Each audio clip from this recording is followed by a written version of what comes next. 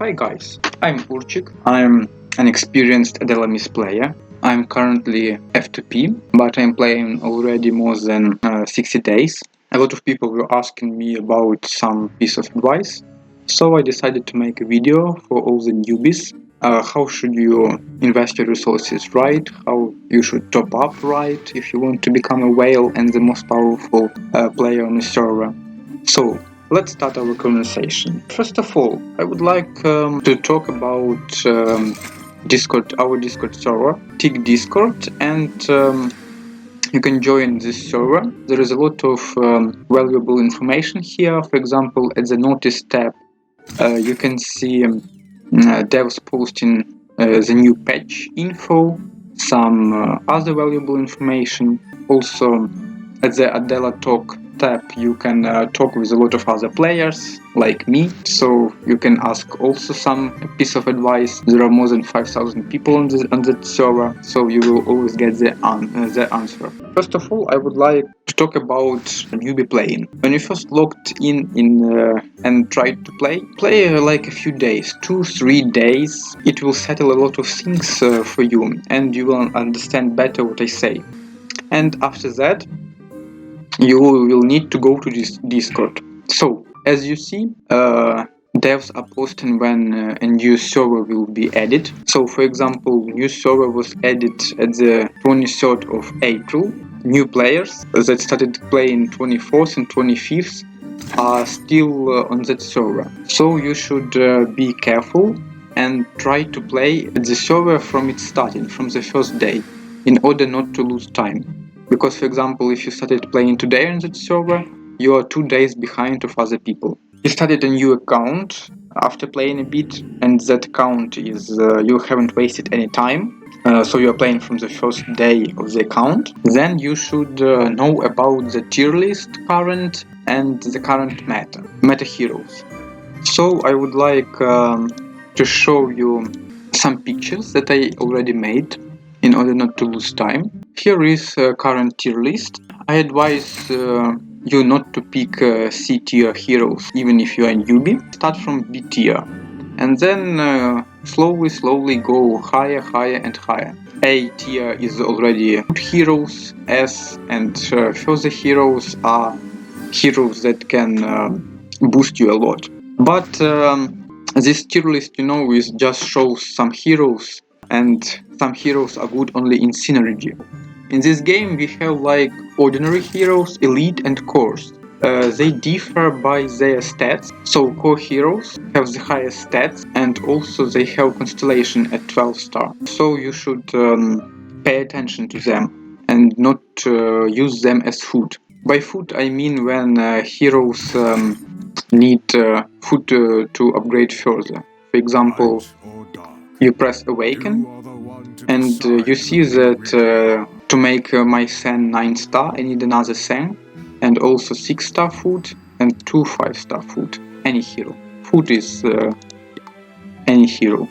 So don't use core heroes as food. So these heroes are really good and valuable, so save them. And let's go to our teams. Early game team, this is a really good team because Izanami drops a lot for everyone. She is not core hero, but before 9 stars, you shouldn't upgrade her more than 9 stars.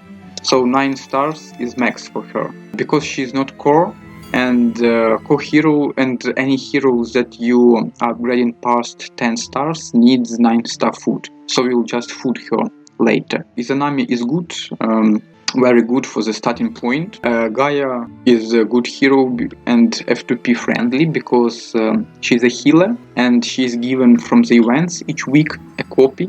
So also she drops quite a bit, so she's easy to upgrade. You can upgrade her till the 12 stars. She's really good. Then Wukong. Wukong also drops a lot. He is not core hero, but also very good for the starting point. I advise not to make him 10 stars. About 10 star in Wukong, maybe we'll talk in another video or ask me in comments. There are some situations when it is good, but never make Izanami 10 star. So Set, you can make him 12 star also as Moses. You can get set from events, from some small top up at the starting point of the game, like a few bucks. But for free to play like me, you get a set from Hero Shop for Hero Essence.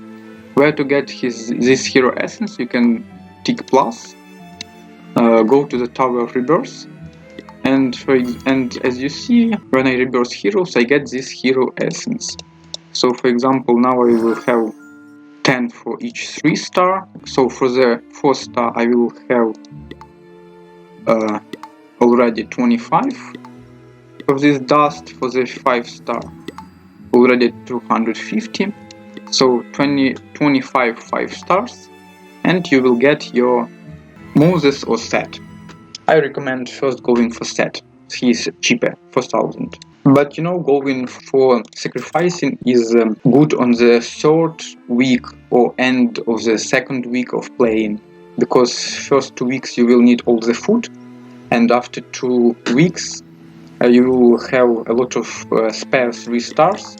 You can all sacrifice all of them, just have like 10 spare. At the 3rd week you will already have some 5-star heroes that can be sacrificed, like they're not cursed, so sacrifice them and buy your first set. Also set can be dropped from Mystic Summon, but don't buy these scrolls for 1800 gems. You can find that scrolls here. As you see, they're cheaper, not 180 but 140 gems.